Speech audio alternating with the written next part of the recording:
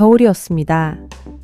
메이저리그 스토브리그가 한창 뜨거워지던 시기, 야구를 오래 보신 분들도 잠깐 말을 잃었습니다. 오타니 쇼헤이가 10년 7억 달러, 후안 소토가 15년 7억 6,500만 달러, 그 사이 다저스는 야마모토 요시노부에게도 12년 3억 2,500만 달러를 안겼습니다. 한국에서는 이런 숫자들이 빠르게 전해졌고 커뮤니티에서는 이게 진짜 회수되는 돈이냐, 구단이 미친 거 아니냐는 반응이 쏟아졌습니다. 그 반응은 과장이 아니었습니다. 야구를 좀 보신 분도, 숫자를 좀 다루시는 분도 이 계약서 앞에서는 한 번쯤 멈칫하게 됩니다. 그런데 바로 여기서 대부분이 첫 번째 착각을 하게 됩니다. 우리는 10년 7억 달러라는 문장을 들으면 구단이 매년 꼬박꼬박 7천만 달러를 현금으로 꺼내는 그림을 먼저 떠올립니다. 하지만 메이저리그 계약은 그렇게 단순한 월급 명세서가 아닙니다. 오타니 계약은 특히 그렇습니다. 오타니는 계약 기간인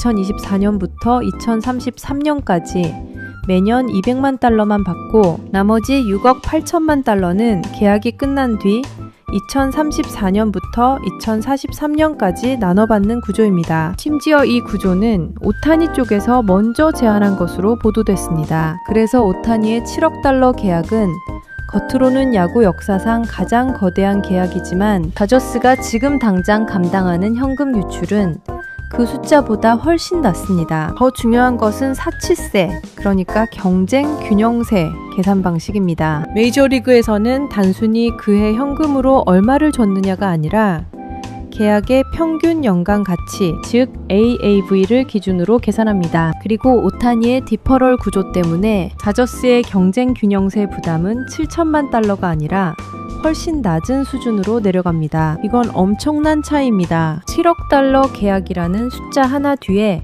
사실은 현금 흐름, 세금 계산, 선수단 추가 보강 여력이 동시에 숨어있는 셈입니다. 소토는 반대편에 서 있습니다. 매츠가 소토와 맺은 계약은 15년 7억 6,500만 달러, 전액 보장 7,500만 달러, 사인 보너스, 그리고 지급 유예가 없는 구조로 알려져 있습니다. 옵트아웃도 있고 매치가 평균 연봉을 더 올려 옵트아웃을 무력화하면 총액이 더 커질 수 있다는 설명도 나와 있습니다. 오타니가 미래로 미뤄서 현재를 가볍게 만든 계약이라면 소토는 훨씬 더 정면 승부에 가깝습니다. 매치는 지금부터 큰 돈을 내야 합니다. 대신 계약의 실질 가치는 더 선명합니다. 그래서 숫자만 보면 소토 계약이 오타니보다 더 무겁게 느껴지는 것도 이상한 일이 아닙니다. 야마모토는 또 다른 종류의 투자입니다. 다저스는 야마모토에게 12년 3억 2,500만 달러를 약속했고 여기에 오릭스 버펄로스에 내는 포스팅 비용도 붙었습니다. 그러니까 다저스는 오타니를 데려오고 끝난 것이 아니라 같은 겨울에 지금의 스타와 앞으로 긴 기간 에이스 역할을 해줄 투수를 한꺼번에 산 것입니다. 이쯤 되면 질문은 더 선명해집니다. 도대체 구단은 왜 이런 돈을 쓸까요? 그냥 우승하고 싶어서일까요? 자존심 때문일까요? 아니면 진짜로 남는 장사이기 때문일까요? 답을 알려면 먼저 메이저리그라는 산업의 크기부터 봐야 합니다. 메이저리그는 이미 티켓 몇 장 더 파는 사업이 아니라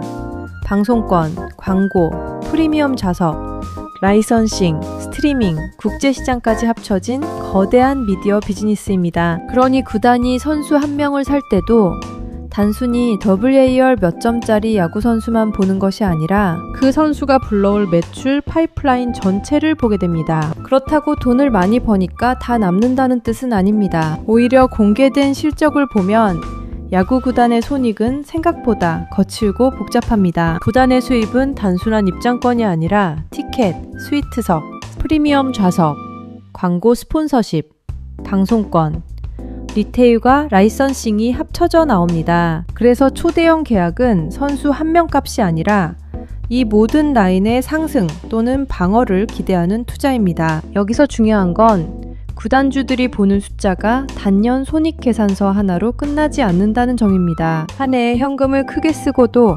장기적으로는 팀 브랜드와 자산 가치가 올라갈 수 있습니다. 구단은 식당이 아니라 매년 승부를 하면서 동시에 값이 뛰는 미디어 자산에 가깝습니다. 이 부분은 공개 수치들을 바탕으로 한 추론입니다. 하지만 메이저리그 구단주들이 선수 계약을 판단할 때 당장 올해 영업이익이 얼마 남느냐만 보는 것이 아니라 이 팀의 가격표를 5년 뒤 어디까지 올릴 수 있느냐를 함께 본다고 해석하는 것이 가장 자연스럽습니다. 그래서 오타니는 특별합니다. 오타니는 선수이기 전에 거의 하나의 시장이라고 봐도 될 정도입니다. 오타니가 다저스에 합류한 뒤 일본 기업 스폰서가 대거 붙었고 일본 중계와 광고, 굿즈, 관광 수요까지 함께 움직였습니다. 이쯤 되면 다저스가 산 것은 단순한 지명타자 겸 투수가 아니라 일본 시장 전체를 다저 스타디움으로 끌어오는 입구에 가깝습니다. 여기서 많은 분들이 그럼 오타니는 이미 본전 뽑은 것 아니냐고 말씀하십니다. 그 말은 절반만 맞습니다. 7억 달러 전체를 1년 만에 회수했다는 식으로 말하면 과장입니다. 하지만 오타니는 다른 선수들과 달리 계약을 사업적으로 설명하기 쉬운 선수라는 말은 맞습니다. 왜냐하면 다저스는 오타니 덕분에 단순한 성적 상승만이 아니라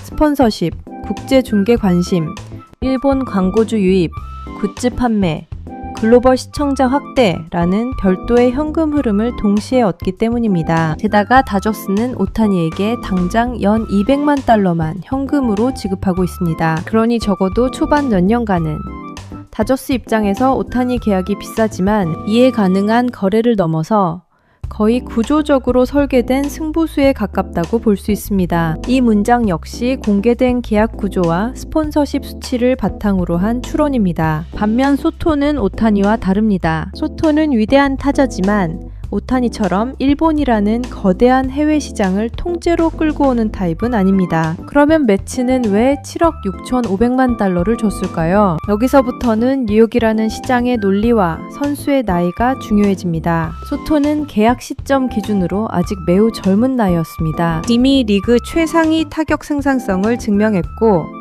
앞으로도 오랫동안 팀 공격의 중심이 될 가능성이 높았습니다. 매치는 단지 좋은 타자 한 명을 산 것이 아니라 앞으로 10년 넘게 라인업의 중심축이 될 브랜드급 타자를 산 것입니다. 즉시 흥행 효과도 있겠지만 본질은 앞으로 긴 시간 동안 팀 공격의 중심을 통째로 확보한 데 있습니다. 하지만 여기서도 냉정해야 합니다. 소토 계약은 오타니 계약보다 직접 회수가 더 어렵습니다. 오타니는 스폰서십과 해외 노출이 계약 설명의 큰 부분을 차지합니다. 반면 소토는 결국 성적과 우승권 유지가 훨씬 더 중요합니다. 매치가 소토에게 기대하는 것은 유니폼 판매 몇 장이 아니라 포스트 시즌 진출 확률 상승, 시즌권 판매, 프리미엄 좌석 가격 방어, 뉴욕 시장에서의 존재감 확대, 그리고 장기적으로는 매치도 언제든 가장 큰 선수를 데려올 수 있는 팀이라는 신호입니다. 다시 말해 소토 계약은 오타니처럼 광고로 설명되는 계약이 아니라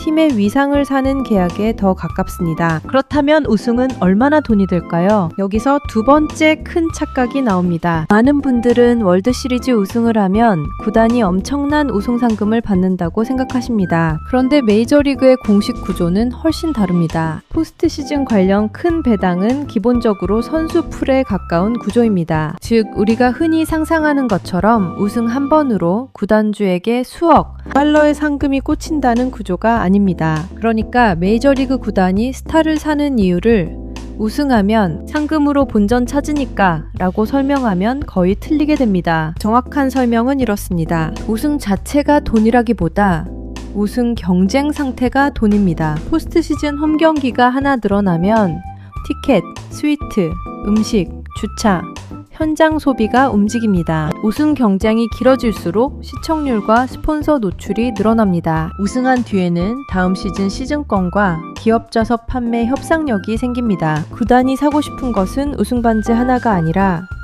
이런 폭발적 관심이 팀 브랜드에 남기는 여운입니다. 그래서 다저스와 매치 같은 구단은 계약서를 볼 때 다른 계산기를 2개 동시에 두드립니다. 하나는 야구 계산기입니다. 이 선수가 몇 승을 더해주고 우리를 몇 번 더 10월로 데려가 줄 것인가를 따집니다. 다른 하나는 사업 계산기입니다. 이 선수가 우리 팀을 몇 년 동안 더 비싸고 더 크게 더 글로벌하게 만들 것인가를 따집니다. 그리고 실제로 강팀은 우승 뒤에도 스폰서, 굿즈, 국제시청, 소셜 지표에서 기록적인 반응을 얻습니다. 이건 우승하면 돈이 생긴다는 단순한 이야기보다 훨씬 깊습니다. 우승은 그 팀이 가진 모든 사업 라인을 한 번에 증폭시키는 장치입니다. 여기에 야마모토를 다시 끼워 넣어보면 그림이 더 선명해집니다. 다저스는 오타니로 글로벌 시장을 열고 야마모토로 마운드의 우승 확률을 올렸습니다. 야마모토 계약과 포스팅 비용은 단기적으로 엄청나게 무거운 지출이지만 다저스 입장에서는 오타니가 불러온 세계적 관심과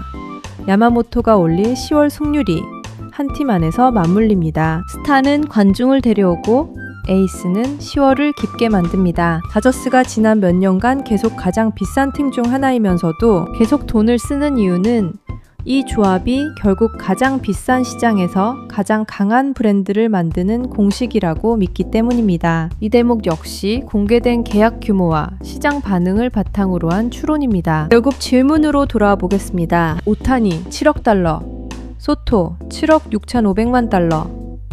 메이저리그 구단은 이래도 남는 장사일까요? 답은 둘론 아닙니다. 오타니는 적어도 다저스 같은 팀에게는 남는 장사일 가능성이 꽤 높습니다. 계약 구조가 디퍼럴로 짜여 있고 초반부터 일본 스폰서와 글로벌 노출이 실제로 붙었기 때문입니다. 반대로 소토는 바로 남는 장사라기보다 강팀 지위와 뉴욕 시장 지배력을 더 크게 만들기 위한 장기 베팅에 가깝습니다. 매치는 그 돈을 우승 상금으로 회수하는 것이 아니라 더 비싼 티켓, 더 비싼 프리미엄석, 더 강한 브랜드, 더 높은 포스트 시즌 진출 확률, 그리고 시간이 갈수록 비싸지는 구단 가치로 회수하려 할 것입니다. 이 역시 공개된 계약 조건과 구단, 구장 매출 흐름을 바탕으로 한 추론입니다. 그리고 메이저리그 전체로 보면 이 초대형 계약 시대는 어쩌면 광기가 아니라 체제의 결과일 수도 있습니다. 리그 매출은 커졌고, 관중은 늘었고,